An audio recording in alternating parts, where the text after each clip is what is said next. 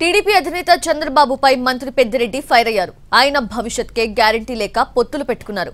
రాజకీయ భవిష్యత్తు లేని చంద్రబాబు ప్రజలకు గ్యారెంటీ ఇస్తారా అని ఎద్దేవా చేశారు. చంద్రబాబు కొడుకు పవన్ కళ్యాణ్, పురంధేశ్వరి ఈ నలుగురికి మేము ఫలాంది చేశాము, మాకు ఓట్లేయండి, లేదు ఇంకా ఏదైనా మేము ఫలాంది చేస్తాము, మీరు మాకు ఓట్లేస్తే అని చెప్పే పరిస్థితి లేదు. ఏదైనా హుందాగా రాజకీయాలు చేయాలి కానీ పర్సనల్గా తీసుకొని ఒక వ్యక్తిని టార్గెట్ చేసి మాట్లాడే పరిస్థితి అంటే బాగా పూర్తిగా దిగజారిపోయారు. ఆయన భవిష్యత్తుకే గ్యారంటీ లేదు. అందరినీ కలుపుకొని ఇప్పుడు ఎన్నికల్లో పోటీ చేస్తామన్నాడు. గ్యారంటీ ఉంటే ఒకడే జగన్మోహన్ రెడ్డి మాదిరి పోటీ చేయాలి, ఆయనకే లేదు. మరి ఆయన మనకేమి ఇస్తాడు గ్యారంటీ నేను అడుగుతా ఉన్నాను. ఎన్నికలప్పుడు ఒకటి చెప్తాడు, ఎన్నికలు అయిపోయిన తర్వాత వేవి తెలినట్లు యాక్షన్ చేస్తాడు.